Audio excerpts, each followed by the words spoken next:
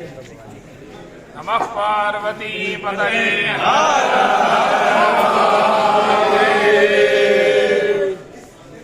काशी जो क्षेत्र है ये तीर्थ का ही क्षेत्र है। प्रतिदिन ही नित्य दर्शन का यहाँ विधान है। प्रतिदिन ही प्रातः काल से लेके काशीवास की दृष्टि से जो रहते हैं अनेक मंदिर प्रतिदिन दर्शन का विधान यहाँ बताया गया है। उसी क्रम में जो है हमारे सनातन धर्म के जो आधार हैं, सनातन धर्म के लिए जिन्होंने बहुत कार्य किया, ऐसे भगवत्पाद आद्य शंकराचार्य जी, उन्होंने सभी सिद्धांत करने के बाद आखिरी में उन्होंने एक विषय कहा, एक विषय कहा उन्होंने कहा कि आसारे खलु संसारे सारमेत चतुष्टयम। इस संसार में कुछ भी सार नहीं है, 4 ही विषय सार है। आद्य शंकराचार्य जी कह रहे हैं वो क्या है? काश्याम वासः, काशी में वास करना संसार का सबसे पहला सार है। सताम संगः, सत्संग करना, जो अभी हम लोग भगवत दर्शन कर रहे हैं इत्यादि जो सत्संग है, ये अपने जीवन में एक सार है। गंगाम्भः, गंगा जी में स्नान करना, वह एक सार है। और उसके बाद जो है शंभु पूजनम, शिव जी की आराधना करना, यह एक सार है। तो इस पूरे प्रपंच में लाखों ग्रंथों को लिखने के बाद भगवत्पाद्य आद्य शंकराचार्य जी कह रहे हैं कि ये 4 विषय सार है।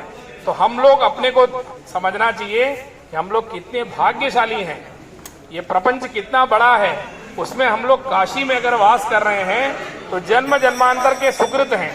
ये सामान्य बात नहीं है। हम बेंगलुरु में हैं, मद्रास में हैं, कहीं भी हैं, उस तरह का विषय नहीं है काशी में रहना। काशी में रहना मतलब जन्म जन्म के पुण्य से ही काशी व्यक्ति को प्राप्त होता है। देवताओं के लिए भी दुर्लभ है काशी। ऐसा मोक्षपुरी काशी हम सभी के पूर्वज जो 4 पीढ़ी से या 5 पीढ़ी से रह रहे हैं, इस काशी के लिए वो लोग अपने स्थान से पैदल आए हैं। मतलब आप समझिए काशी के प्रति उनकी क्या आस्था रही होगी। पूरा जंगल भी था, हम लोग के पूर्वज भी 5 पीढ़ी पहले पैदल आए 6 महीने में तमिलनाडु से। तो इसी तरह जितने भी लोग हैं सभी लोगों के पूर्वज ऐसे ही आए हैं। तो इतना बड़ा महत्व इस काशी का है। इस काशी में उसमें भी दुर्लभ मनुष्य जन्म हमको प्राप्त हुआ, जो कि सबसे दुर्लभ है। तो ऐसे 4 सार गंगा जी जो है गोमुख से लेकर बंगाल तक गंगा जी जाती है। लगभग 2500 किलोमीटर गंगा जी का पात्र है। लेकिन सत्संग तो ऋषिकेश में भी हो सकता है, हरिद्वार में भी हो सकता है, पटना में भी हो सकता है, गंगा तीर में कहीं हो सकता है, शंभु पूजन भी हो सकता है, गंगा स्नान भी हो सकता है। लेकिन पहला जो सार है काश्याम वासः, उसके लिए तो काशी आना ही पड़ेगा। तो 4 सार हमको इस जीवन में प्राप्त होता है। और अंतिम में सबसे दुर्लभ एक विषय जो पूरे प्रपंच में कहीं नहीं है, सायुज्य मोक्ष। भगवान जो है विश्वनाथ जी प्रत्येक प्राणी को, वो ज्ञानी हो, अज्ञानी हो, मूर्ख हो, मूढ़ हो, कोई भी हो, उसको सायुज्य मोक्ष भगवान प्राप्त कराते हैं। जो सायुज्य मोक्ष हमारे यहाँ सनातन धर्म में 7 मोक्षपुरियां कही गई हैं। अयोध्या, मथुरा, माया, काशी, कांची, अवंतिका, पुरी, द्वारावती चैव सप्तैता मोक्षदायिका, ऐसा कहा गया है। लेकिन कहीं भी देखिए, उदाहरण के लिए जब 7 मोक्षपुरियां बता दिए तो उदाहरण के लिए लोग क्या बोलते हैं?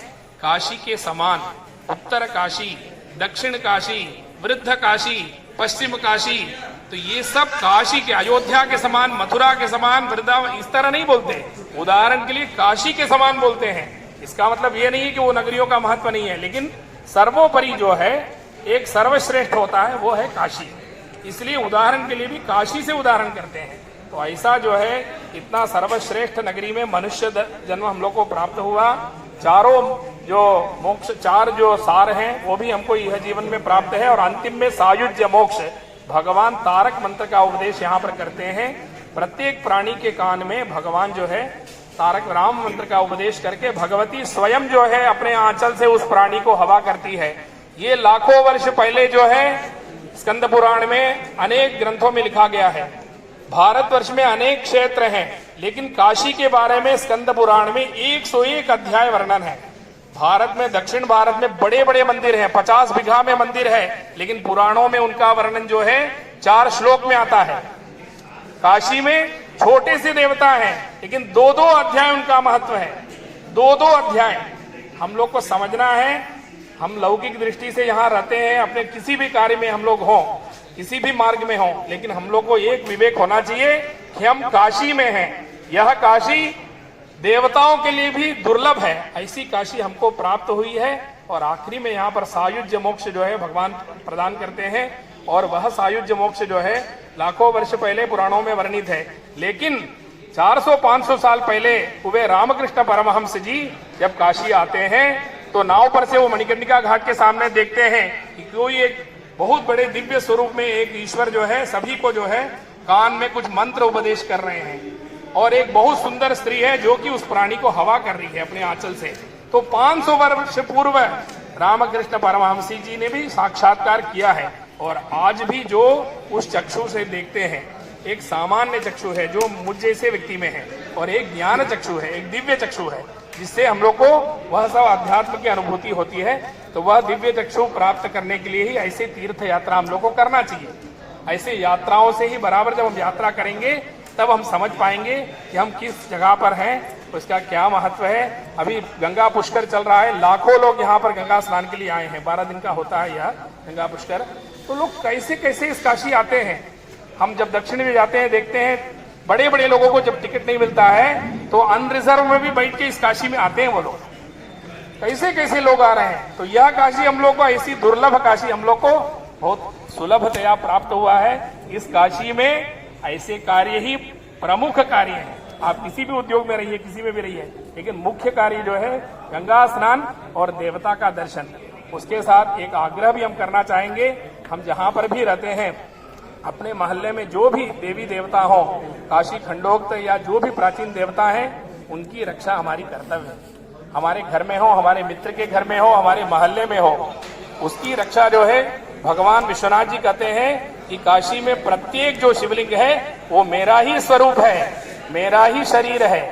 हम मतलब विश्वनाथ जी के दर्शन से जो प्राप्त होता है, हमारे घर मोहल्ले में जो भी देवता हैं, जो भी प्राचीन देवता हैं, उनके दर्शन से भी हमको वह पुण्य प्राप्त होता है। तो हम लोग ये भी संकल्प लें कि अपने मोहल्ले में, अपने आसपास में, अपने घर में भी जो देवता है, जो कि हमने कई यात्राएं किया है, पंचक्रोशी यात्रा, अंतर्ग्रही यात्रा, कई यात्राओं में हमने भी, आप लोगों ने भी, कई लोगों ने देखा होगा, कई जगह पर भगवान की जो व्यवस्था होनी चाहिए उस प्रकार वहां पर नहीं है। तो इसका कर्तव्य तो हम ही लोग का है ना। हमारे अगर मोहल्ले में कोई देवता है, हमारे घर के पास में है, तो सबसे पहला कर्तव्य तो हमारा है, उसके बाद ही सरकार या किसी का है। तो इसलिए अपने मोहल्ले में जो देवी देवता है उनका भी वो करें, और हम यही प्रार्थना करेंगे कि ये जो यात्रा है बड़ी आनंददायी है। काशी में इससे बड़ा आनंद कुछ है ही नहीं। तो इसलिए ये यात्रा इसी तरह आज 100 लोग हैं, 200 लोग, हजारों लोगों का कारवां बनता चल जाए, और पूरे काशी में जो है, हम लोग भी तो जाने अपने काशी में कितने देवी देवता हैं। और ये जो देवी देवता हैं आज हम लोग सुलभतया दर्शन कर रहे हैं। लाखों वर्ष ऋषियों ने तपस्या किया है, लाखों वर्ष तपस्या करने के बाद वो देवता प्रकट हुए हैं, और आज हम लोग सुलभतया दर्शन कर रहे हैं। तो इसलिए यह यात्रा इसी प्रकार चलती रहे, ये भगवान से कामना करते हैं। आगे केदार खंड का बहुत बड़ा महत्व है, आज समय हो गया है, आगे बताएंगे। ब्रह्म वैवर्त पुराण में 29 अध्याय खाली केदार जी के बारे में आया है, आगे की यात्रा में उसको भी अवश्य बताएंगे। नमः पार्वती पतये।